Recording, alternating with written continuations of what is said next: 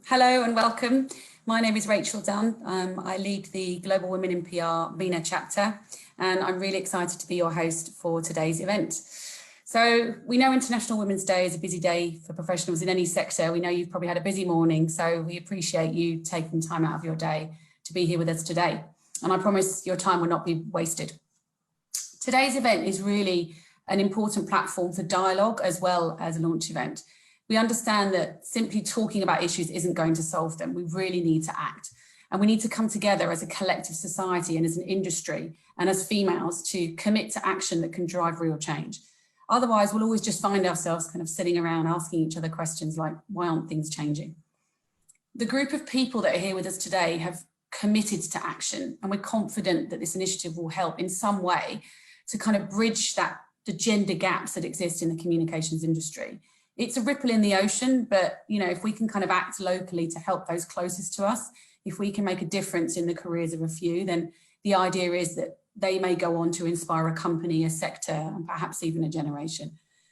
It's interesting because today we're looking at the kind of brutal reality that women in PR, despite making up 2/3 of the industry, hold just 1/3 of senior positions. That if you're male, you're twice as likely to get promoted above the mid-level. That if you're female, in-depth data analysis of kind of thousands of conversations has shown that you're less likely to receive, likely to receive less actionable feedback and advice than a male. You're less likely to have a mentor or a support network that is female and understands the unique challenges that we're all going through. So plainly put, if you're a man, you're more likely to receive the support and guidance and therefore the opportunity to progress ahead of your female counterparts. It's time to change the narrative. And in order to do that, we've brought together an awe-inspiring lineup of partners, an ecosystem that we really hope will drive some real change. They've dedicated their time, expertise at no charge to really kind of help plug this gap and actively sort of progress female comms careers in the sector. Because women must support women, we must stand together. It's really important that we hold each other up, that we break down barriers together, and we really kind of persist and bring about change together. So to bring that sentiment to life, I'd like to introduce a very special guest of honour. Not only has she already had an unrivaled professional life, but when it comes to women climbing to the top, she was one of the first 2 Emirati women to reach the summit of Mount Kilimanjaro. What a privilege it is to introduce Her Excellency, Dr. Nawal Al-Hossani, the UAE's permanent representative to IRENA.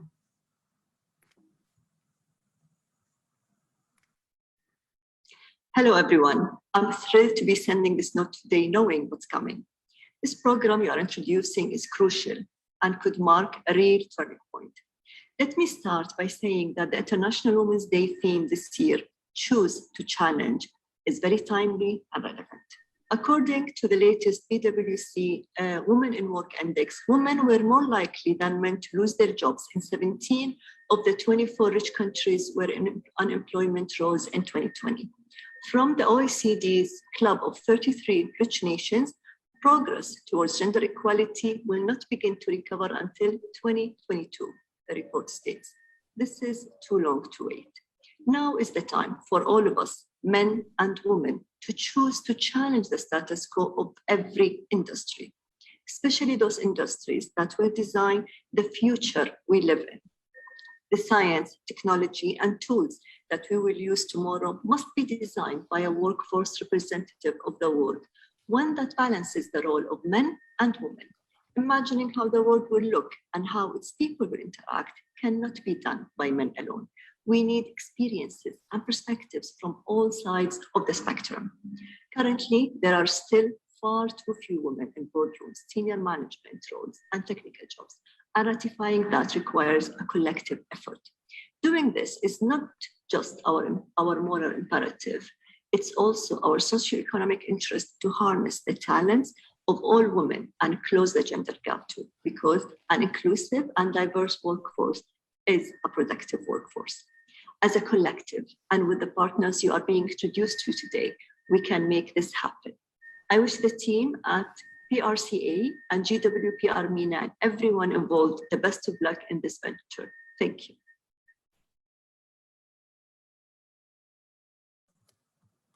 What a privilege. I mean, it's amazing. We thank Her Excellency for her words, and you know, they mean so much to this initiative to have her support. Now, before we reveal the details of our initiative, we'd really like to kind of unpack the challenge that we're facing, the struggle that we're working to combat. You know, the group that has come together to tackle this is really, I think, something special. You know, and each of them has a voice and a vision for fixing, you know, and addressing the challenge of, you know, aspiring young women struggling to progress to the levels that they deserve due to often gender bias. We've created 3 short discussions during this session to bring those voices to you, you know, to provide you with the context you need to drive that conversation across our industry through the words of its most brilliant women. So allow me to introduce the first set of our guest speakers, all members of our initiative, all inspiring women who are now part of our mission to really kind of plug this gap, and all senior representatives from some of the world's biggest brands. So first of all, it gives me great pleasure to welcome Amanda Fox-Pryke, Public Relations Communications Manager at Volkswagen Middle East. Amanda has worked in Dubai for the past 3 years and won a number of awards for her fantastic campaign. So welcome, Amanda. From Twitter, I'd like to welcome Rasha Fawahiri, Head of Communications for Middle East North Africa, a creative professional with over 10 years of experience in comms, public relations, marketing, sales and business development. Welcome to you, Rasha. And from Google, Joyce Baz, who over the last 8 years has led kind of Google and YouTube's PR and comms in the region across kind of multiple verticals. So welcome to you all, ladies. It's really lovely to have you. You know, and in this session, we really want to kind of get right to the meat of the issue and address some of the barriers and the challenges that women are facing when it comes to kind of career progression in public relations and communications. So if we can kick off, Amanda, if it's all right with you, I'll start with you. Afternoon. You know, good afternoon. Good afternoon. Historically, you know, automotive has sometimes kind of suffered as a sector from a sort of similar narrative to sports, where, you know, this kind of misconception, women know less than men. You know, have you ever sensed this in the sector? Yeah, so I've actually probably, my whole experience has actually been in probably the 2 most dominated male industries. So I was in sport before I actually went into automotive as well. So I think, yeah, I mean, unfortunately, I can definitely say that I have sensed it. I think that when you're working, and especially when I first started out in sports communications in a big agency, you really feel like you have to prove yourself a lot more. You know, if you're working on like football accounts or rugby accounts, you know, they look at you and think, what does this girl know about this sport or about this industry? So I think, like, unfortunately, you kind of always have to be pushing that a little bit harder to your kind of male counterparts in some ways. And so I did definitely see a lot of that. I mean, there were some amazing, inspiring women that, you know, really got into the good leadership positions in my experience. But yeah, I think they often had to work that little bit harder. Yeah. What do you think about in this particular region? So you've obviously kind of been in this region for the last few years. What do you feel that women have the same voice, if you like, in those kind of senior rooms as males? And if not, why not? What's been your experience here in the region? Yeah, I mean, I can only really comment obviously from my time at Volkswagen. But the thing which I think is remarkable about the company I'm at, which I don't know if it's represented across other automotive brands, but is our leadership team actually consists of 50% women, 50% male. But that is the first time in a long time that's happened. So it's quite nice actually that we have managed to get that representation.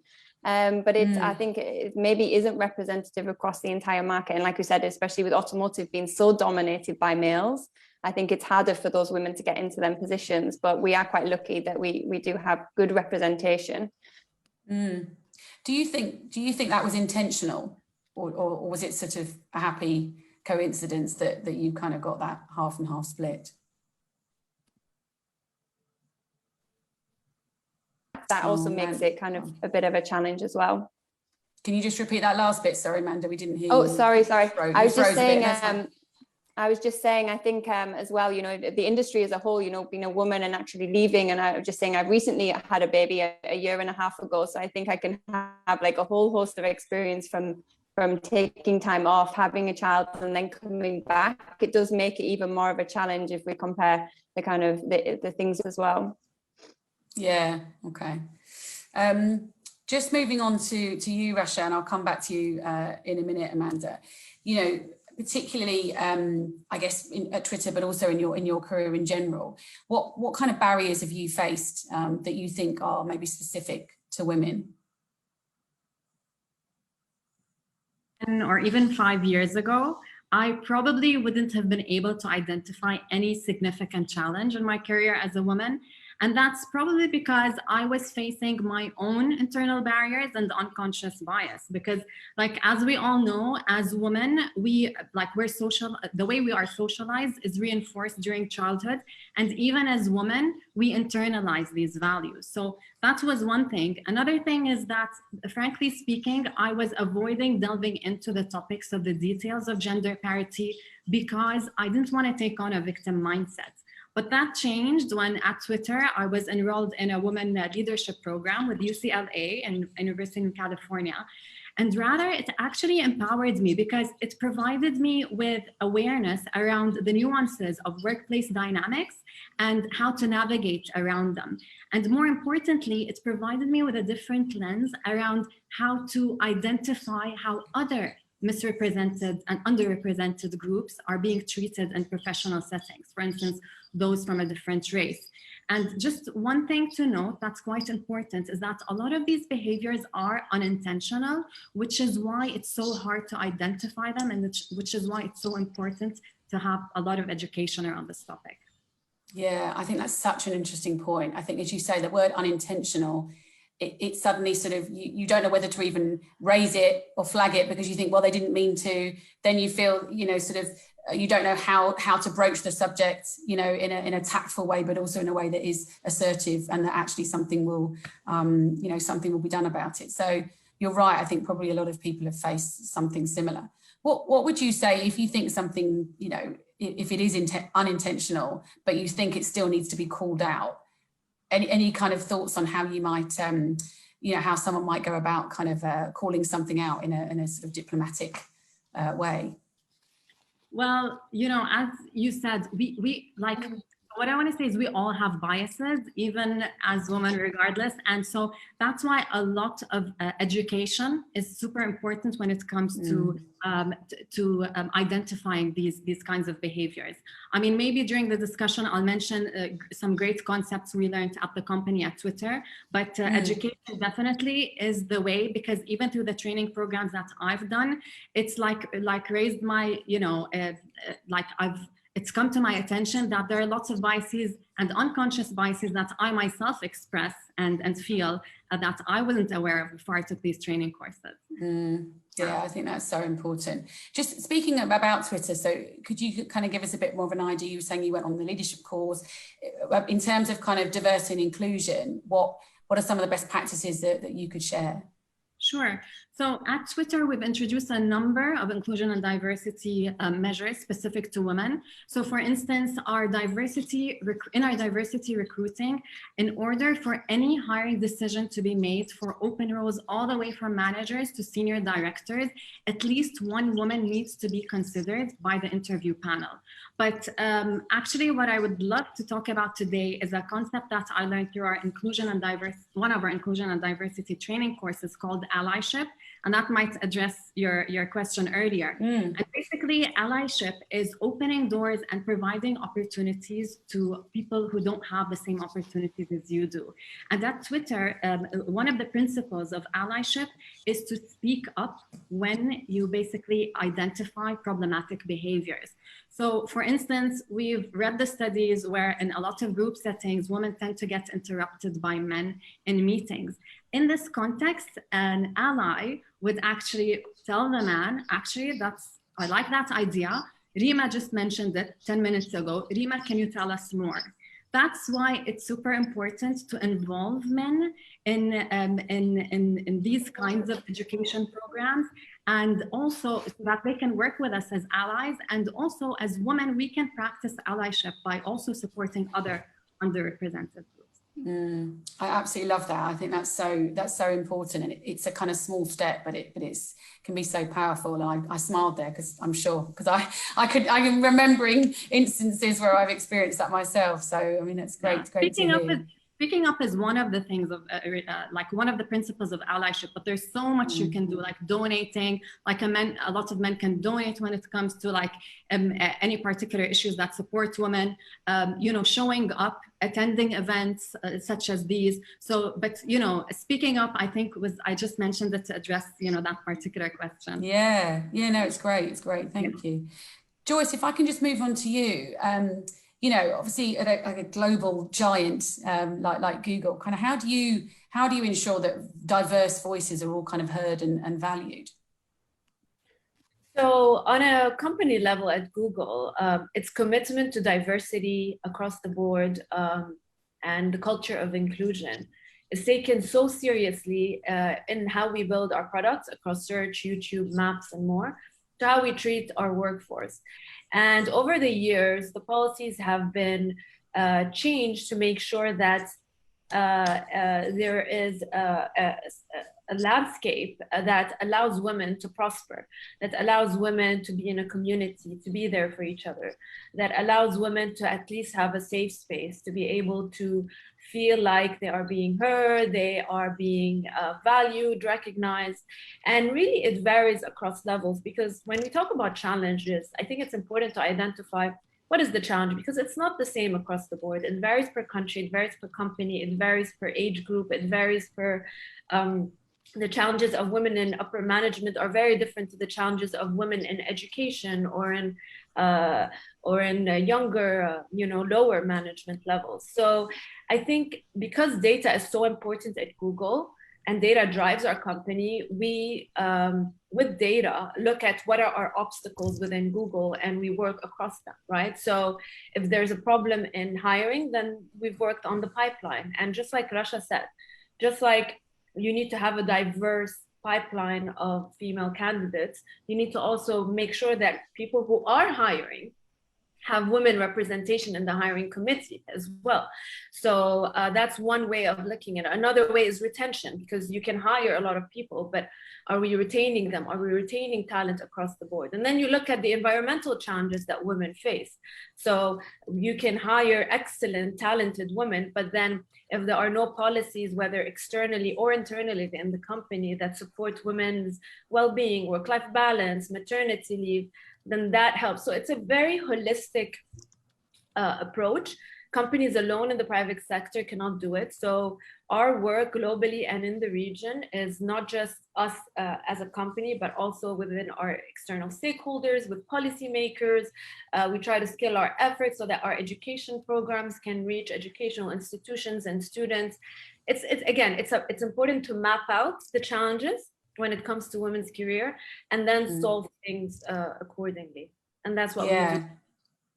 It's great. I think it's really important, as you say, about that kind of, you know, embedded in the culture, really, is that culture of inclusion that, as you say, really allows women to prosper and thrive.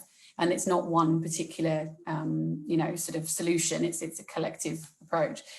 Do you think in the region specifically that, you know, I mean, we know that there's been a lot that's been done to kind of promote empowerment of women. You know, government is doing a lot here, specifically in the UAE. But do you think as a region we've kind of fallen behind versus kind of other markets globally? You know, where do you think we're at in terms of, you know, if we compare ourselves to kind of other regions in the world? So I think, again, it really varies. We are a big region, we're very diverse, and no two countries are the same. So it would be unfair to generalize.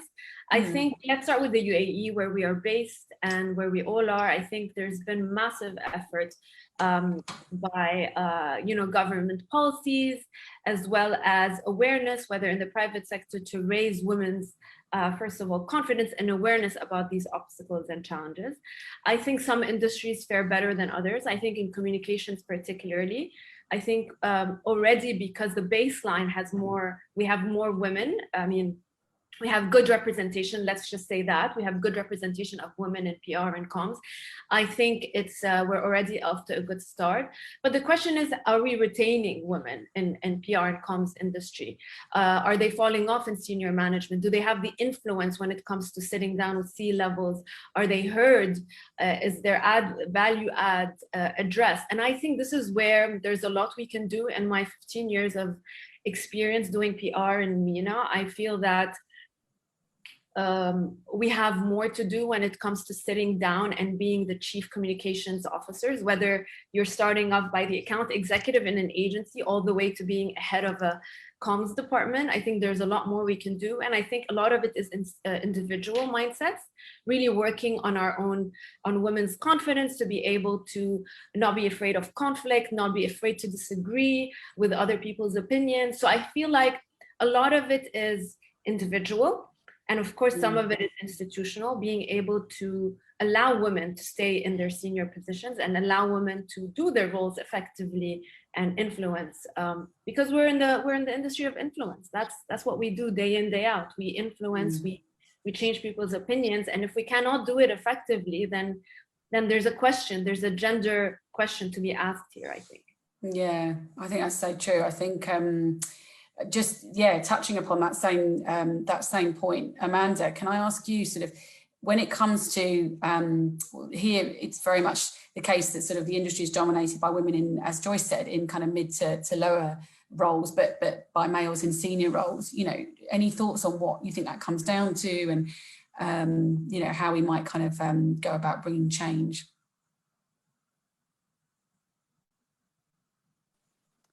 Yeah, I think, I think, like, as you mentioned, both of you, actually, it's really much about that confidence as well, that confidence level that people need to, but I think that only, you know, some people it comes naturally, and some people they need obviously a lot of mentoring and a lot of support. And I think having that kind of clear leadership or mentors above you is absolutely crucial. And we have this statement internally that our own leadership team have started to use, is that we rise by lifting others. And so everything, you know, it's very we know there's a well-known phrase, but I think it's so impactful that if we keep reminding ourselves of this, then this is, you know, ultimately down to the management team to think about this when dealing with their junior team and kind of across all levels, because, you know, otherwise there's no kind of support for anybody to keep moving forward. And I think one big thing that I've definitely had experience on in my past is that I think you need to have women who support women as well. And I think that, you know, in some industries, I don't think I haven't experienced it here, but, you know, sometimes you do need to have those strong women who actually support you, being a young woman coming through the routes. Otherwise, you know, it can end up that they end up somehow supporting the male counterparts rather than you. And I think if you have that really, you know, close collaboration with people, then it can really, that's a really key way to move forward as well. Yeah, I think that's really true.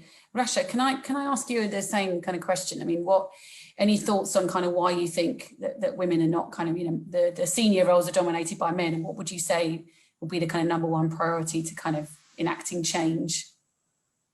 The #1 priority to enacting change, it was mentioned when, you know, so for instance, this responsibility doesn't fall on one entity alone, as we all know, and as we mentioned. So multiple stakeholders are required to collaborate, and that is the priority, in the sense that not just public sector, but as well education in the private sector. But if I were to also touch on confidence, as Amanda mentioned, I also, and this might be a good segue for your next panel, which is focusing on leveraging our own strengths. So a lot of you might have heard of the concept of feminine leadership, which is about promoting a culture of compassion, empathy, and collaboration.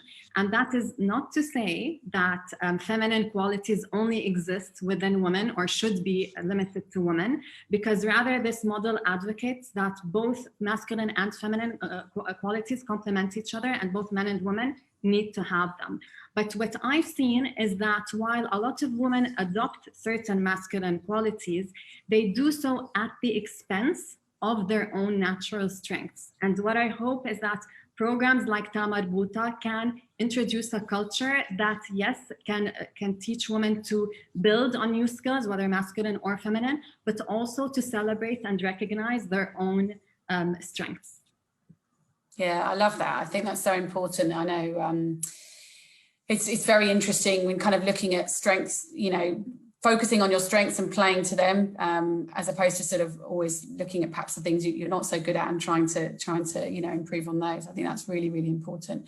Joyce, if I can come back to you, you know, to ask you something similar, really. I mean, we talked about it. There is a confidence piece, but I think, you know, it's one part of it is kind of women having their self-belief and the confidence to go for those kind of senior roles and to put themselves forward. But I think it can only go so far. You know, there then has to be the network there, the framework for them to be able to sort of to take on those roles and to excel in them. You know, what do you think? What else do you think that women can do or that can be done to you know, kind of make sure that women get those opportunities? I think that definitely there needs to be that corporate support, let's call it, whether it's policies or whether it's just in terms of employee relations, making sure that whenever there's women in the room, allowing them to speak up, giving opportunity, making sure that we're aware of things. But I think as well, one extra thing is that there needs to be a bit of strategic thinking from the women's end, right? In terms of career progression. I mean, one needs to also understand, where do I want to be, do the work and do the exercise on an individual level, so that women can go and clearly ask for what they want, ask for that mentorship, ask for that sponsorship. Things don't always come, right, as well to us. And to women, or historically haven't come. So I think it's also important to go out there and take ownership of one's career development rather than approach it in a more passive way, because things may take time from you know, the setting and the context may take time, but approaching it and asking and speaking up can definitely help. And also assuming one's successes, not being afraid of self-branding. That also took us some time to be able to think that, would I look very arrogant if I, you know, promote myself, if I promote my successes? Should I just wait and earn it instead? What if, for example, someone has a lot of potential, you're a junior account executive and you have so much potential? Speak about your potential, put yourself out there. So I think that, again, it goes back to the individual, but there's so much that can be done if collectively we can work on that. Yeah, I think that's definitely a really, really good point there, whether it's that kind of tall poppy syndrome or, you know, this idea that we shouldn't be sort of bragging about our own, you know, achievements or potential. I think that's really important. And as you say, it's not just about sort of saying what you've achieved, it's about your potential. So it's you know, in order for you to... And it's not a coincidence or accident that studies show that women have way more imposter syndrome in the workplace than men, right? Women would doubt themselves more than men, whether they've attained a role they want or they haven't. So there's something inherently problematic in that, right? That one has to address. I mean, the studies do show, when anecdotally, I'm pretty sure we all know a friend or a relative, a female relative who has such confidence issues in the workplace. So definitely something to address. I agree. Look, I'd love to stay and chat even longer. I think, you know, this is with such important points that you've all raised. You know, I think very quickly recapping, you know, Amanda, you kind of talked about the fact that you've been in sport and automotive and kind of felt you had to prove yourself a little bit more in both, being female, but that, you know, actually you're in a company now where there's kind of really good representation, a balanced representation of men and women, which I think is important. And that idea of kind of rising by lifting others, I think that's a great takeaway.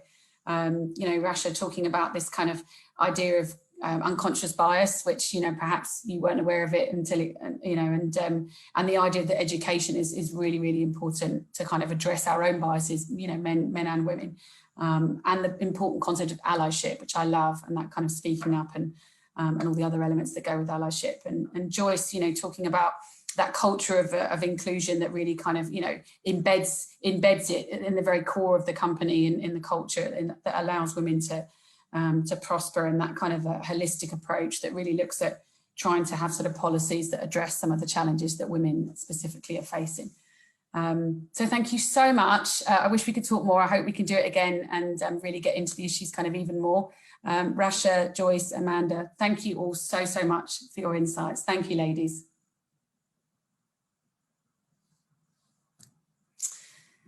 So, well, great session. Our second session is equally as important. We're here from successful women who have reached the top and what they believe are the kind of key moments of their careers. We are allowing a live Q&A in this section. We've actually preloaded some questions from young PR professionals. We really want to hear from young professionals. And we would also encourage you, our attendees today, to really send your questions in to the Q&A, and we'll try and answer as many as we can. So I'd like to welcome 3 more incredible women to our next discussion from the biggest education network in the region and the only female leader on the board, Elmarie Venter of GEMS Education. I promise I won't talk school fees with you, Elmarie. Inspirational leader, founder and CEO of the newest PR agency in the region and a fellow board member of mine on Global Women in PR, Mina, from Hubara, Loretta Ahmed. Hello. Hello, Loretta. Hello. And last of all, but not least, the truly amazing Mandip Delay from the COO network. Women, welcome. Let's get straight to it. We've got some questions and hopefully you'll have some of the answers for us. We really want to learn about your success, some of the challenges that you've overcome and what your biggest lessons have been.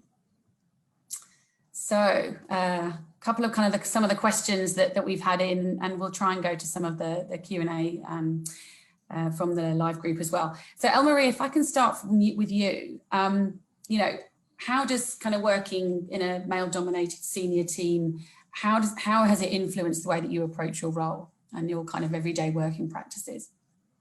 Hi everyone, I'm very fortunate because I've actually just realized this listening to the previous panel, but it's easy for me because if it wasn't for all these incredible women, none of the people that work with me would exist and our company wouldn't exist.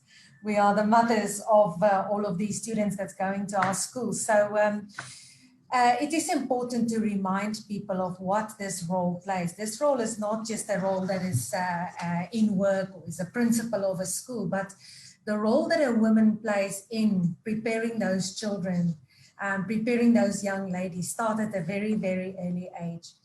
At GEMS, we accept them when they are 3.5 years old, and to really, really provide opportunities and remind the men and the people that work with us on a daily basis of what that responsibility entails. To shoulder the biggest responsibility of all, and that is a family and children, can sometimes limit us as women to take that next progression, to take that decision to become a leader in a company or to take on a different role because of the high number of responsibilities that we have. And for me, when I joined GEMS in 2007, we grew our female leadership, and it's because it became such an important priority for us. We've grown from 11 principals leading our schools to 22 out of the 43 schools. So we've really come a long way to encourage and to progress those female leaders in our schools.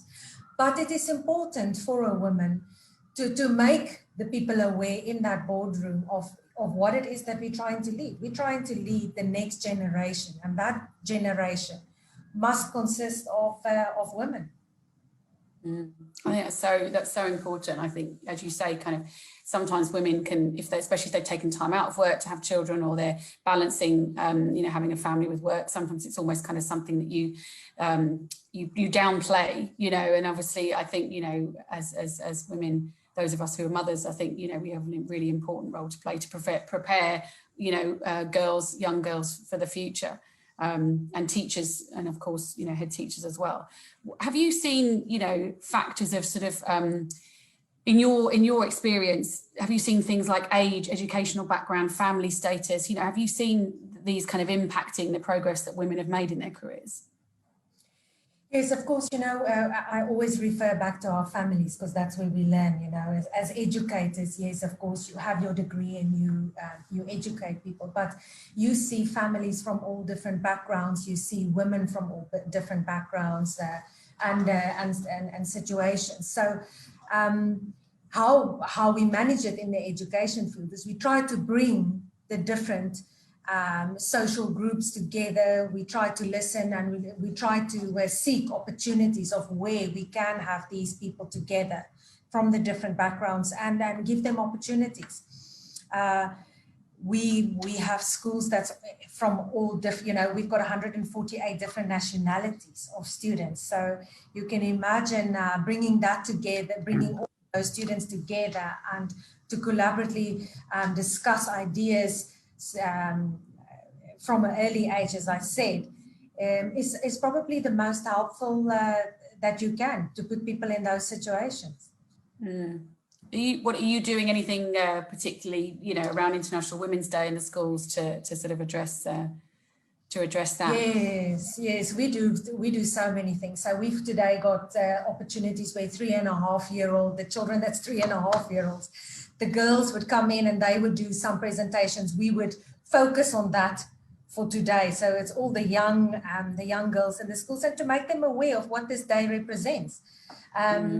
So pointing out some of the strong leaders that we have in society, and looking at some of those unique skill sets that they have to create awareness. They're so important. We have 121,000 students, and of that, 65,000 is girls. So we have a lot to celebrate. Yeah, for sure. Loretta, if I can move on to you, you're founder and CEO of your own agency. When you're looking at kind of recruitment, and I guess it also comes back to what Joyce was saying about also retention, how does kind of gender influence your approach when recruiting, and specifically for senior positions? Yeah, I mean, genuinely, it doesn't. But I was listening to the last panel about unconscious bias and thinking about how I got to this point. And I think we've all been on different journeys. And I look back at mine, and now I kind of understand why it doesn't, because the journey I've been on has got me to this point. And I've been incredibly lucky. I've actually worked for some brilliant men, and I've had a male mentor actually for the last 20 years, the same man. But I pushed and pushed him to be my mentor, and he's ended up investing in my business as well. Paid off. I kind of think back and think, okay, this is quite interesting. Why was I like that? And I think back, and I think it does go right back to, the attitudes that you had around you when you were a kid and what you were seeing. And I think listening to Anne-Marie now about, you've got such a huge responsibility, right? Because you are now impacting so many future young men and women. And the men are so important, how they think and feel, right? But I've got two brothers. One's a dentist and a lawyer, and one's a doctor. They went off down the university level, and my parents never encouraged me to go to university. I was a writer, I wanted to write constantly. And then I ended up falling into PR, and I kind of did okay with it. My mom still doesn't know what I do for a living, by the way, She still thinks I'm in advertising, I think. But I think, I was never put under any pressure, or encouraged. I had to really drive myself, and then it's all about role models, right? And I was in London in the 80s, where you had women suddenly reaching the top, but with a very macho, hey, I can do it all, I don't see my kid for 24 days, hey, and now we're a bit like, I don't want that, I want to read to my kid every night, I want to sit down and have dinner with her. And well, what a long way we've come. I mean, it's incredible. So I guess long answer to a question. I don't know whether it answered the question at all, but I look for attitude, I look for empathy, I look for collaboration, I look for talent. I've got a team of brilliant people. They're people, right? I don't look at their gender. But then in answering the question, I have to admit that we are female biased at a leadership level. I've got a brilliant senior team, and we're all women. So I'm looking at it now thinking, oh, maybe I need a bit more diverse senior team. Maybe I actually need men, because you do benefit from gender balance. You do benefit from it. But I kind of don't consider it. And I've been the only woman on a board in my last, position. And I guess I've always had to stand up to men, whether it was my father or my brothers. So I've never had a problem with it. But that's my journey. And I'm just thinking now, maybe that's why I don't have an issue with it. I've always kind of pushed. And I think, men are very good at pushing, aren't they, guys? Men, they tell everyone how great they are. You hear it. I listen to men at parties introduce themselves, and they tell you who they are and what they do. I'm the CEO of da-da-da-da-da, and they're immediately building an expectation of, this is what you can get from me. We introduce ourselves, and it's like, hi, I'm Loretta. Yeah, I've been in Dubai 8 years, and da-da-da-da-da-da. And then I listen to my husband, and he's like, yeah, she's got a PR agency. You should really speak to her if you need PR. And, we're just a bit different about how much we push ourselves forward. And I think men are better at it than we are. And I think we need to take a bit of a leaf out of their book sometimes and be a bit pushier. So I've gone beyond the question now, but no, I think that's great, Loretta. I think totally right. I think again we kind of come onto that sort of confidence and tall poppy syndrome, and I also think you bring a good point about, as you say, it's what we're looking for is diversity of perspectives, right? Diversity of thinking, whether wherever that comes from. And I think sometimes it's also too simplistic to look at it just purely in a binary sort of gender way, or to go down the route of kind of quotas, because it doesn't really address the real kind of need, which is ideally celebrating kind of diversity. And I have got men, just so you know, I have got men in the business. We're about 60-40 women to men, but I do support the men as well. It's good to hear. It's good to hear. Mandip, can I bring you in here? What are some of the challenges that you've seen to kind of, in your own experience, to women's professional progress? And do you think they're universal, or they differ across kind of different markets or amongst different groups? So look, I'd say a lot of what I've heard already is very universal. So you're not going to hear anything different in that. I guess the narrative is very universal of why these challenges exist. And those are about, you've got to put in long hours, you can't be too emotional, you can't be too sensitive, you need to make sure that you're available at every hour possible. There is a bit of a boys' club you do out of hours socializing, and therefore that's where business takes place. So those narratives are very common across markets and across industries. I think if you ask me, are the challenges universal? I don't believe they are from a market or an industry perspective. So I think, I guess, the demographics of a country, I think the social makeup of a country, cultural nuances, I guess your sort of traits that you've been educated with, they all differ, and they have a significant impact on the challenge. Legislation, for example, if you look at the sort of global ranking in terms of gender parity, 7 of the top 10 countries are based in Europe. And that can't be out of coincidence. That has to be because of, gender pay gap issues. They've got Equal Opportunities Act, they've got maternity cover, they've got the right legislation in place to be able to enable and embrace those women. Now, why are women not progressing in some of the larger economies? Like, for example, the UK is not on there. I've worked in the UK, and I can tell you from my own experience, and I think I heard Rachel or somebody say this earlier, sometimes women are other women's biggest enemies. And so what we do is we clamour, we play the political game, and we try to push ourselves to the top. And actually, we forget about that generation and that gender that we're leaving behind. So rather than working together, we tend to push that to aside. So I think that could be some of the reasons. I think if you look to other markets, for example, Asia, and I'm Indian origin, I can tell you from a very young age, our place of worship, we sat separately. When you eat on a table, the man always takes the head of the seat. When you're thinking about university or college, the male predominantly make the decision as to whether you go to that higher education or not. So I think all of these conditioning that we have at a very young age, and I think Elle-Marie and Loretta have already mentioned this, predefines those challenges in either from a cultural perspective or from an economics perspective. So some economies are doing much better, as I said, than others, but those are down to the demographics and the social cushioning that I think you have. When it comes to sectors, for example, financial services, I've been in FS for 20 odd years. That industry is not doing very well, and I can't see it getting any better soon because it is a very male-dominated environment, and trying to crack that industry as a female is exceptionally challenging. And if you look at government, I was shocked to see the figures last week. In over 60 years, there's only been 73 senior executives who are females, of which a third of them were already there on a temporary position but never got moved forward. Yet if you look to New Zealand, you've got some fantastic examples of how prime ministers managed to crack the pandemic. So if something doesn't add up, and it can't be a universal issue across markets. I think it comes down to the demographics and the makeup of that cultural nuances. Yeah, that's so interesting. And I think there's different elements to address there. There's partly, as you say, even Loretta's point as well, almost kind of peeling back some of the social conditioning that you might have had in your individual, whatever that was, whether it was you blissfully went through life and you were quite lucky and you never really experienced it, but then that's an issue that perhaps because you don't understand somebody else's perspective and you're not doing enough to change, to change those opportunities for other people. And as you say, there needs to be a much bigger change that happens at an organisation level and a government level as well, and perhaps taking some of those best practices from really inspiring places, as you say, like New Zealand and some kind of big organisations.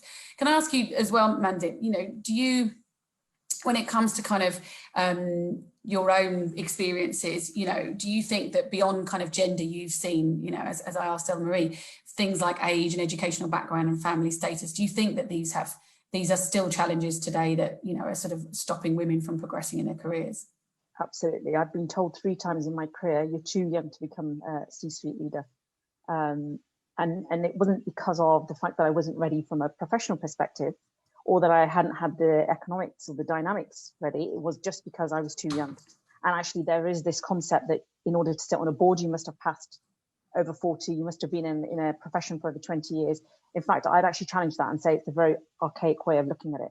In today's age, it is the youth demographic that are the most innovative, that are pushing us forward, that probably know more than tech and what's going on in the world than some of us do. So that conditioning at a very young age of you must be a certain age, you must be of a certain social demographic, you must be acting and living, you know, the typical notion I had to go through.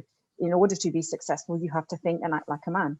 And if you don't think and act like a man, you have to work 10 times harder to socialize with them, to build that relationship with them, to have permission to play in that boardroom.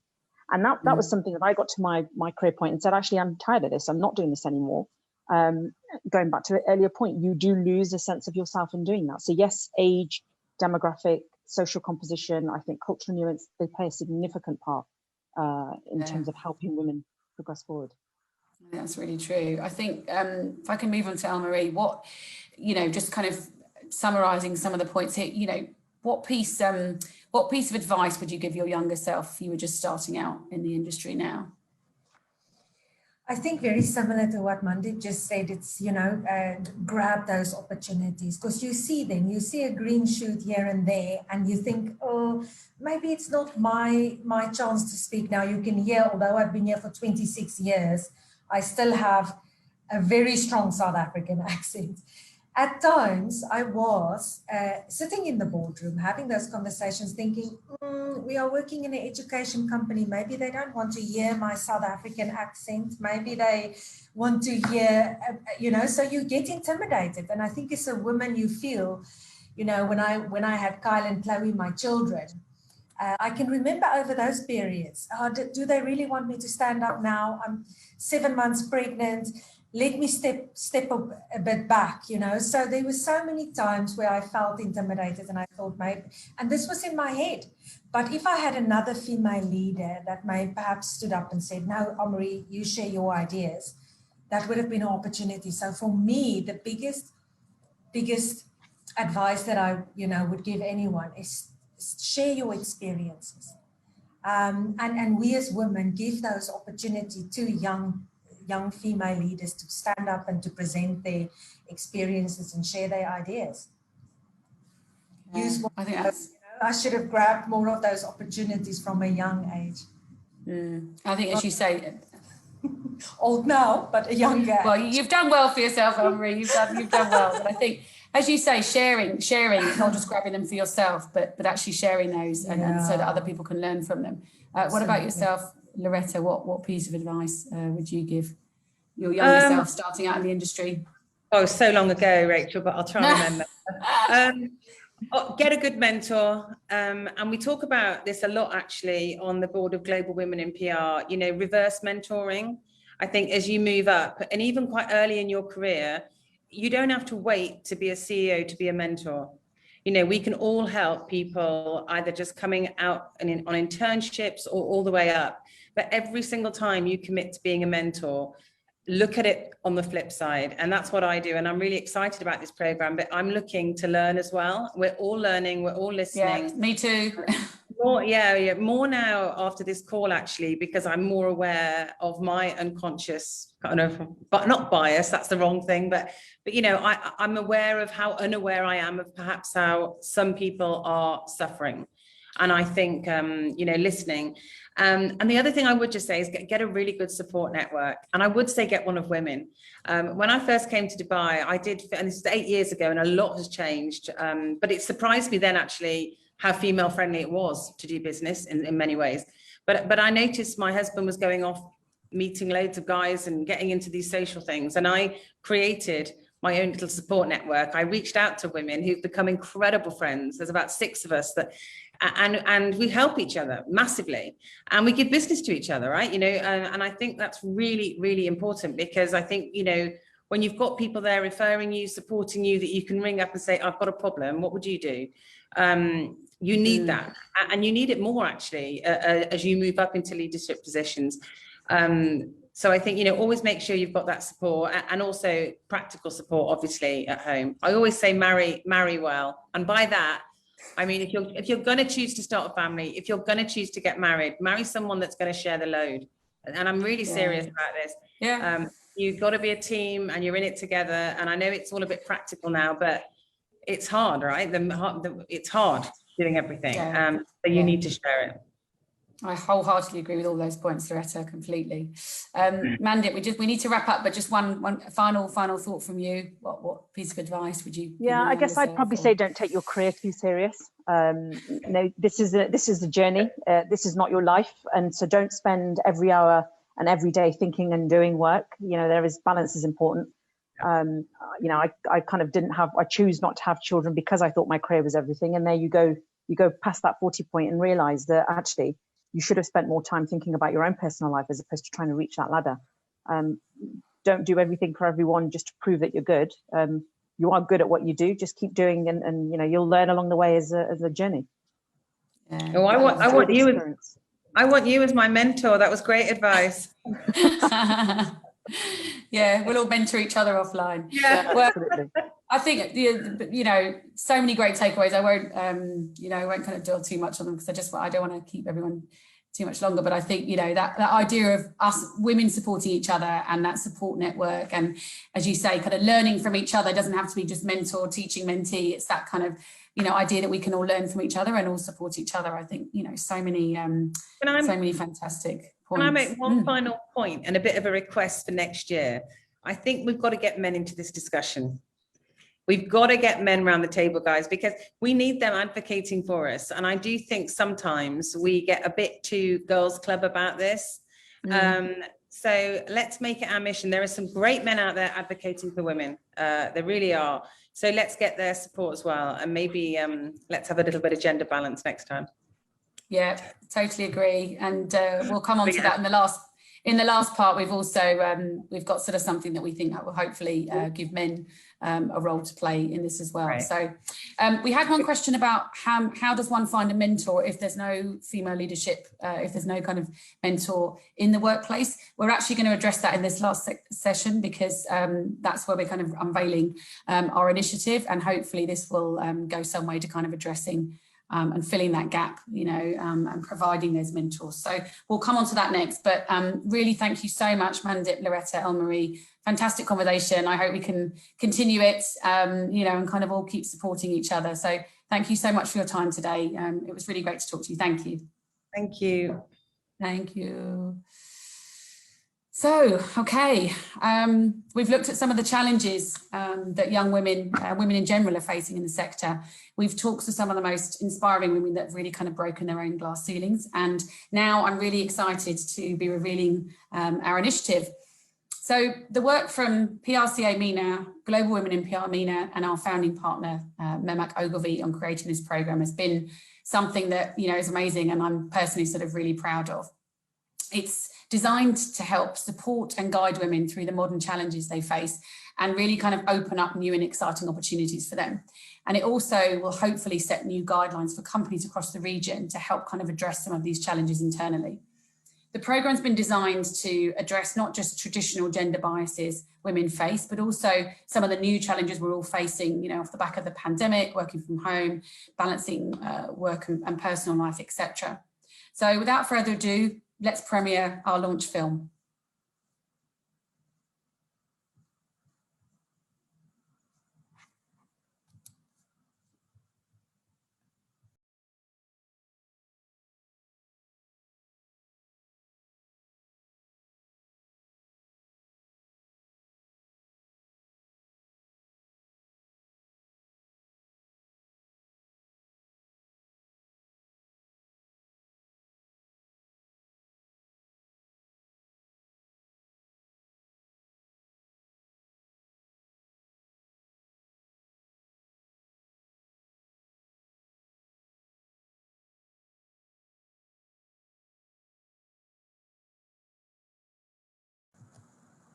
Whether we need to, there's no sound.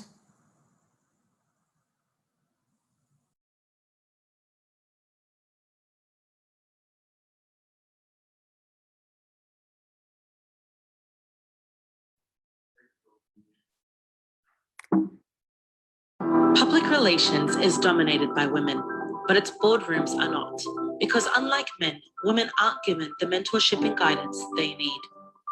It's a problem that's not just in our industry, it's in our language. Just look at the word, mentor, as in men. And in Arabic, it's the same, inherently masculine.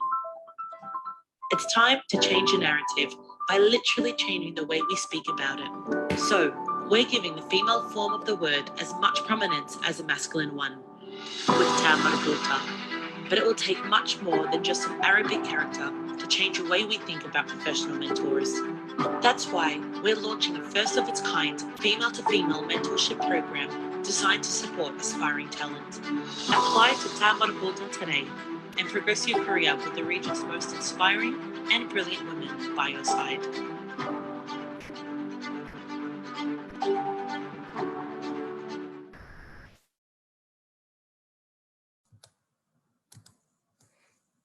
Fantastic. So that's right. We're proud to announce Ta Marbuuta, an open to all women-to-women mentorship program built to help progress young women in PR by offering them the guidance and support in areas that really matter. This isn't just another mentorship program. It's a community working together to eradicate some of the barriers that block our talented women from climbing upwards.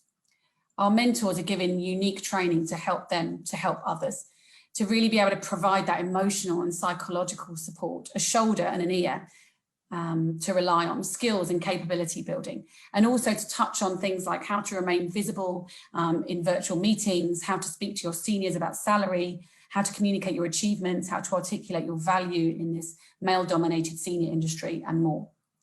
And this community will come together every quarter for sessions like this, for more discussions, for training, led by some of the best in the business, including Google, Ogilvy, She is Arab, Arab International Women's Forum, and more. The women you've been introduced to today, as well as a number of others, are our original inductees. And the original inductees is really the first group of amazing women dedicated to bringing this platform to life.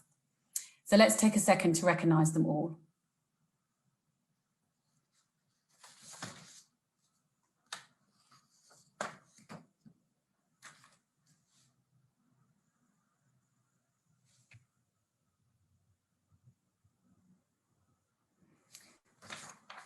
I'll read them out. I thought they were going to be on the screen. So our original inductees, Amanda Fox-Pryke, who you met already from Volkswagen, Rasha from Twitter, Joyce from Google, Elmarie from GEMS, Loretta from Hubara, Mandit from COO Network, Kelly Harvard also from Mamak Ogilvy, and myself. But of course, the door is now open for other mentors in PR, communications and related fields. You can apply through the Ta Marbuuta website, which is hosted on PRCA MENA's website. Now let's talk about that logo, which I'm proudly wearing here. The incredible and beautiful symbol that you've seen worn by our inductees today. This logo is derived from the Arabic letter that changes masculine words to feminine ones. And it changes mentor from a masculine word in Arabic to the feminine one. Because not only is this bias in our industry, it's in our language as well. Men supporting men and men getting ahead. Well, not anymore. Ta Marbuuta is not just a program, it's really a symbol for woman-to-woman mentorship. It's a moment of narrative change. So without further ado, we're going to learn more about this amazing program, which is free for all aspiring women in PR. And I'm going to hand over the mic to another incredible partner, another incredible woman, and I'm going to slip into the role of panelist. So please welcome the amazing founder of the She is Arab initiative, Sama Al-Shurafa. Hi, Rachel, thank you so much. It's a pleasure to be here. Hello? Hi, Sama. Hi, can you see me well? All is well? Yes? We can hear you, we can't see you yet. You can't see me? Oh, yeah, I can see you. Yeah, we can see you. Can you see me? Yes. Okay, wonderful. Hi, it's such a pleasure to be here with you today. And wow, to host a session right after the announcement of Ta Marbuuta What a wonderful, wonderful initiative. I commend you all for working on it. And we're so proud, as she is Arab, to be a part of this initiative. I'm also proudly wearing my Ta Marbouta. I don't know if you can see it, but it's right there. There's obviously so much I can say about the importance of women-to-women support, how mentorship can unlock doors, and how critical it is. I'm simply here today because I strongly believe in this initiative. Women's participation in the labor force is integral for our economies and our communities to flourish, but with the current rate, it's not happening and they're not making it to the top. So we need to do something about it. And diversity and inclusion is an absolute imperative. So how can we do that? You know, more women at the top simply means better business, more growth, happier employees. There are so many studies to back this, the McKinseys of the world, the Harvards of the world. So I don't need to go there, but this initiative is definitely a step towards achieving that and getting more women to the top. So besides focusing on issues like policy making, maternity leaves, and so on, mentorship is definitely one component of the solution. And on a personal level, it has been integral to my personal growth and development journey. It has been integral in growing my business. She is Arab. It helped me build allyships. It helped me leverage relationships. And, you know, it has taken me places. So honestly, you need to be able to envision someone you look up to be that someone. You need to see it to believe it. So I'd like to start first. I know that Rachel, you were leading the previous session, but I'd like to also introduce you and say a few words about you and Kelly. So Kelly is a client lead at Memak Ogilvy with over 2 decades in PR and 12 years in the region. She's a senior and accomplished strategic communications expert who relishes a challenge. She has a broad experience, sector experience, including FMCGs, finance, retail, sports, property, interiors, you name it, across the UAE and the UK. As for Rachel, who has just announced the initiative and was hosting the previous session, she's the chair of Global Women in PR MENA chapter. Rachel Dunn is an integrated communications professional with over 20 years of experience in the UK and MENA, most recently as Deputy Managing Director at Weber Shandwick in Dubai. She leads with emotional intelligence and is passionate about coaching and celebrating female talent. So welcome both. And thanks, Sama. As we rightly said, welcome. As we rightly said, for women to be more empowered in the workplace, it is crucial to have, you know, structured mentorship where women can learn from each other. So with Ta Marbuuta, let me start with you, Kelly. Can you tell me what is Ta Marbuuta aiming to achieve exactly? Yeah, absolutely. Well, it's aiming to connect women to women, and that's the kind of missing link that we identified in the research stage. So how can we sort of work together? We've just heard from all these fantastic speakers about very specific challenges that we face as women. And there can be challenges internally, you know, we talked about imposter syndrome, we talked about confidence. They can be challenges externally, you know, in the environment that you're working in. So it's really by sort of matching you up with another woman who is going to support you, be your cheerleader, give you that navigation, give you that advice. It's someone else who is in that situation who can help you navigate those very specific challenges. And that's what Ta Marbuuta is aiming to do. Amazing. And what about the symbol, Kelly? Why the choice of the Ta? Well, actually, I am learning Arabic, so I could tell you a bit about it, but I won't pretend I'm an Arabic expert. But this is the symbol that denotes whether a word is masculine or feminine in this case. And as all the Arabic speakers will know a lot better than me, you know, when you start typing Arabic, it automatically defers to the male version of the word. So again, in our sort of research and insights process, we realized that this was a beautiful way to sort of summarize what we're trying to achieve, and it's been made into this beautiful badge that I think we've all been wearing this morning. And as an Arab, I fully agree, obviously, with what you're saying. I think it's an amazing symbol, great choice with the branding.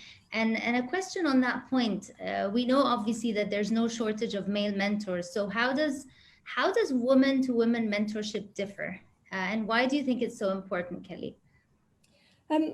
I mean, we've all touched on the specific obstacles that we might face, and because these challenges are very specific to our gender, and because Ta Marbuuta is woman to woman, it can address these issues honestly, head on, and we all bring our own different aspirations to whatever role that we're in, and we have different ways of operating. You know, I heard someone previously mention, you know, I was told or I thought that I had to act like a man.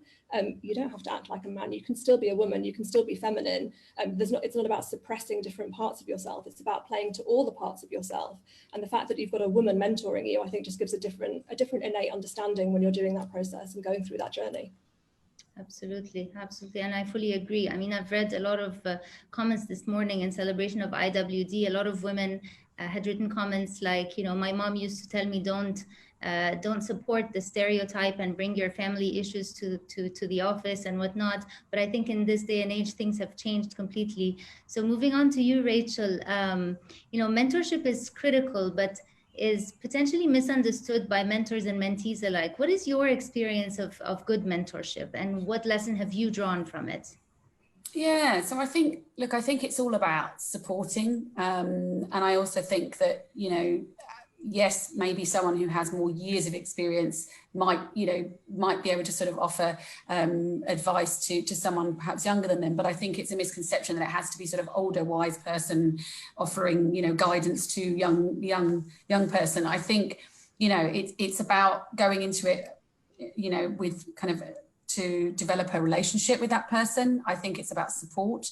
I think it needs to be a coach-mentor relationship. So not just kind of, as I said, somebody imparting their wisdom on somebody else, but actually someone kind of supporting, lifting the other person up, the mentor lifting and supporting the mentee up, asking them the right questions, you know, and kind of helping them to work towards a solution, as opposed to just being the person that dishes out advice, you know. And to Loretta's point, you know, whether we call it reverse mentoring, whatever we want to call it, we all need to learn from each other, regardless of whether you think someone's got more experience than you, less, whether they're in a certain industry, whatever. It's about, you know, creating that safe space for us to really kind of be honest with each other about some of the challenges we're facing, and for us to then kind of be able to provide support and guidance, you know, to each other. So I think it's, you know, I've had some great mentors, you know, male and female. And I think, you know, it's good to have different types of mentors that can offer you different perspectives. But I think where we're focusing on woman to woman in Ta Marbuuta is because there's a lack of, you know, there's a lack of kind of, I would say, female really, you know, mentorship programs. And I think that's something that we need to really, you know, address.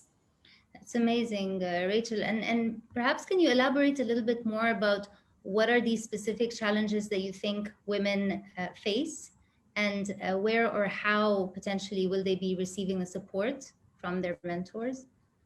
Yeah, so I think, you know, I mean, just sort of personally speaking, I think some of the challenges that, you know, women face are, we've talked about it, right? So some of it is around kind of people's own confidence or lack of self-confidence. I think it's about perhaps, you know, gender bias within organizations where you might get to a certain level, but you won't get any higher than that because you don't fit the general profile, whether it's being of a particular gender or being from a particular nationality or background, you know. So I think that's definitely something that, you know, I think women face a challenge in terms of their own confidence or lack of confidence. And I think they face a challenge in terms of the lack of opportunities. And then even when they are there, you know, often the pay isn't equal to a man's position, or women feel they have to prove themselves and work even harder. So I think these are real challenges. And I think with the program where we're kind of matching mentors with mentees and really kind of trying to identify what a mentee is looking for, what challenges they're facing, we're going to sort of pair up mentors and mentees to actually try and address some of those specific challenges, as well as giving general support. And I think that's really important because, again, you know, as a woman kind of progressing my career, it's always encouraging to hear real stories from another woman who has maybe faced a similar challenge. How did she get around it? How did she kind of, you know, how did she overcome it? And I think that's something we don't always hear, you know, perhaps because we're afraid to tell each other about our failures as women. I don't know, perhaps we're more conditioned to sort of, you know, stiff up a lip, sort of keep it quiet and, you know, just shout about our achievements, but not talk about some of our failures. So, you know, I hope with the program that we'll be able to have some really honest open conversations that will enable some of these challenges to really be addressed, and and sort of advice to be given. This is such an important point that you raise, because it's so important to highlight that in a mentorship relationship, it's a safe space, it's a safe zone, and this is a core, I would say, characteristic of a mentor-mentee relationship. Kelly, with regards to Ta Marbuuta, could you tell me what is so special about the structure of this program? Why is it different? There are so many mentorship programs out there. Why would you say Ta Marbuuta is special? Tell me about the structure. So when it comes to the structure, I mean, the women that you've been introduced to today are all part of the original hall of inductees, if you like. So there's some fantastic people already there as a starting point, and we are going to recruit more, and there will be more as well. Obviously, it's got the unique women-to-women aspect, which is, got that very... I loved what Rachel just said about honesty, because when I was thinking about sort of the whole program over the last couple of weeks, the word that kept coming up for me was honesty. It's this honest relationship, right? It's your mentor is not really meant to be your friend. I mean, I'm sure you will become friends and there will be a friendship between you. It's not an austere relationship, but, this is not like chatting with your friends about, problems that you're facing at work. This is for somebody who is outside of your circle, but within the industry, or with a great deal of expertise, or, with a different perspective. And they can kind of step back and give you that sort of honest perspective that you might need. They're going to give you some candid advice. They're not necessarily always going to tell you what you want to hear. I mean, yes, they're there to very much to help you solve problems, but it might not actually be what you want to hear or what you thought you were going to hear. So I think this sort of women-to-women relationship is very special for that reason, because we come at it with a sort of very often more candor and honesty than other relationships. And I think that's one element that I'm really excited about as well. I think just to add to that, the fact that it's over 12 months. So I think, look, any mentoring you would hope that is valuable, right? Any session, whether it's a short coffee, whether it's a one-off session. But I think the idea with Ta Marbuuta is that, it's a longer term kind of commitment, that you have a chance to build that relationship between mentor and mentee over a 12-month and maybe even longer, but an initial 12-month period, it's a commitment and that accountability to have a session once a month. There's going to be kind of support around that to help guide some of those sessions, so that, it gives it a little bit more structure, and perhaps, makes it even more, allows the mentee to kind of bring some of those, do a bit of preparation and bring some of those kind of challenges they're facing to each of those sessions. And then in between, it's about us all coming back together as a community, because it's that strength in numbers, right? So it's not just people having their individual mentoring sessions, but on a monthly basis coming back, what are we learning? What are some of the key kind of issues that are coming up? How can we share some of those best practices with each other? And how can we have regular conversations across the year like this one, perhaps once a quarter, where we're really kind of tackling some of those issues and ultimately working together to drive action that actually kind of prompts real change, rather than lots of talk, which is fantastic, but we need action, don't we? So a very structured relationship with focused perhaps outcomes or KPIs, someone who will really follow up on your progress and see you through it, and obviously focused on the PR industry in particular. We've just had a question come in saying, how can we learn more about the Ta Marbuuta program? Is there like a dedicated website? Will you be sharing anything? Can you tell us about that, please? Rachel, or? Yeah, so on the within the PRCA website, there's a whole section for Ta Marbuuta. So we'll obviously share all the links with all the attendees, and maybe someone can also put it in the chat. Yes, someone's put it in the chat already. Thank you, Hayley. But yeah, so within the PRCA website, there's a whole Ta Marbuuta section. We've got kind of all the information that people need to know, how you register, how you apply and sign up, whether it's to be a mentor or a mentee. So yeah, everything's kind of there for people to look at. Amazing. And just a final note maybe from Kelly on the expectation from the mentees. What are the expectations from them? I mean, for me, it's really simple. It's if you make a commitment to do this, prioritize this relationship and show up to it. It's an hour a month as a minimum that you will meet with your mentor and mentee together. Of course, that may go beyond that. I mean, that's a commitment in itself, but maybe you'll be doing some homework or some self-work or some research, or you might even be upskilling in a certain area. But like anything, you're going to get back what you put in. So it's a commitment to you, it's a commitment to yourself. And what else is more important than that? So the hour is the sort of structured element of it, but in terms of your time and your energy, it's unlimited. It's as much as you want to put into it. So if someone's on the fence, you just really recommend that they go for it and apply. It's manageable. It's just an hour a month. It's completely what you make of it. I mean, gosh, I think, you know, the nature of the audience for this event, I would say, is that I'm sure there's a lot of very dynamic women on this call, and we're all here because we're passionate about the industry and the work that we do, and the people that we're growing into, and we're always growing, right? You know, even after working in PR since dinosaurs roamed the earth, I'm still always growing and developing. You know, I never want to stop growing and developing. And if that's the spirit of the people on this call, or people within the industry, then absolutely you have got everything to gain by applying. I wish it had existed 20 years ago when I started my career. Wonderful. So, I mean, just in wrapping, I would, because we're coming to an end, I can't believe time has flown by with us just chatting about the program. A lot of women also want to talk about giving back. So I trust that, you know, Rachel and Kelly, with your involvement now, they would expect to see senior leaders from the PR industry who are giving back. And obviously this program is open for everybody. What would be your final words? Would you, if somebody's struggling to progress at work, struggling with work from home, just give them a word of encouragement out there to close?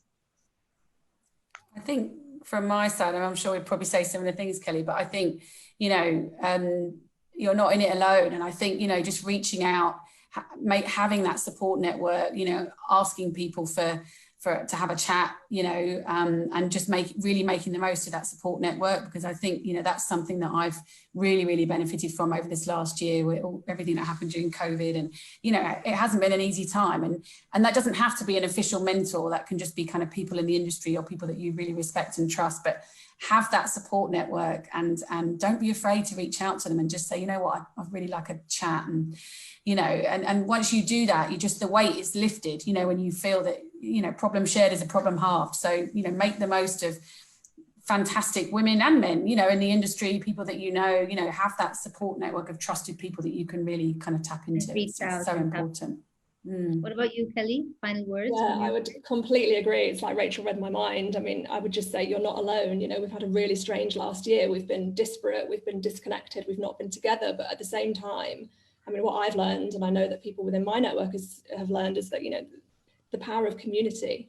You know, women often have this kind of, you keep calm and carry on approach, and we just take on a lot and we just keep on plodding through. And it's only when we're at a breaking point that we realize we've taken on too much. And I think, you know, it could be an initiative like Ta Marbuuta, it could be your own network, but don't feel that you have to keep carrying on alone. Reach out to people. There's an amazing community of men and women out there who will support you. And Ta Marbuuta is one element of that. Amazing. Thank you so much, ladies. And just a word of advice to everyone out there. If the mentorship relationship proves successful, you may end up having a sponsor and not just a mentor who can really help, you know, take you up that leadership ladder and help you with that next promotion you're eyeing on.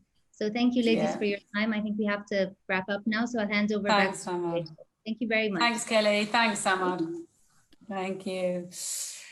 So great stuff. So we're almost done. Thank you so much for your time. Just one final thing we want to reveal before we close.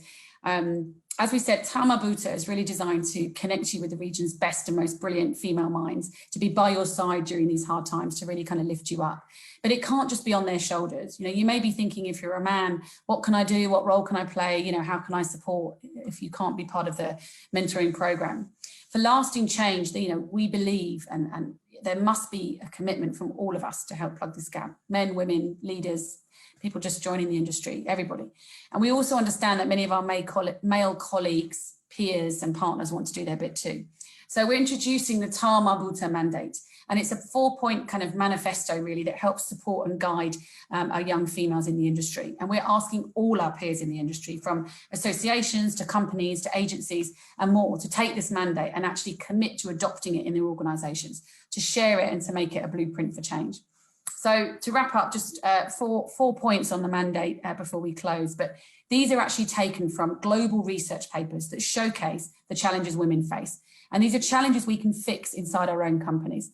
The 4 points are: number one, to create a clear roadmap for how women in your company can reach leadership positions. And this means making the steps required to become a senior leader more visible, you know, show them that career progression, more visible and more coherent for women. Number two, to provide more actionable and tangible feedback to women. You know, we know that research shows generally males will receive more actionable feedback compared to women, and this has to change.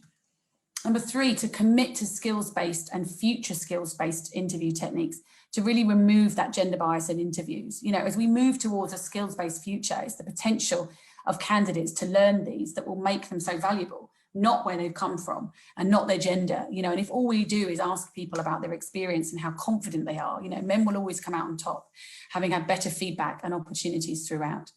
And number 4, to really kind of proactively connect or allow our young female employees to connect with senior women in their field. And this is where Ta Marbuuta really can be so effective. We want you to take this mandate and to commit to fighting these biases with the rest of your peers, and to push your peers to commit too, because lasting change really comes from standing together. So I'd like to thank all of you for being part of today's event. I know it's you know, an hour and a half out of your day, and we really, really appreciate you being part of it. Thank you to all of our amazing speakers today. A lot of the success now lies in our collective hands. So really, I would say to those of you attending today, please sign up, encourage your networks to sign up, come forward if relevant as a mentor or simply in support, take our mandate, share it and do your part so we can really kind of start to address this problem as well. So lastly, thank you so much to our guest of honour, Her Excellency Dr. Nawal Al-Hassani. Really, really inspiring woman, and thank you on behalf of the whole programme for your collaboration. And to our original inductees and our fantastic inspirational women, Amanda, Rasha, Joyce, Elmarie, Loretta, Mandip, Kelly, Samad, thank you so much. And of course to our founding partners, Memak Ovi, for their hard work and dedication and really kind of bringing this initiative to life.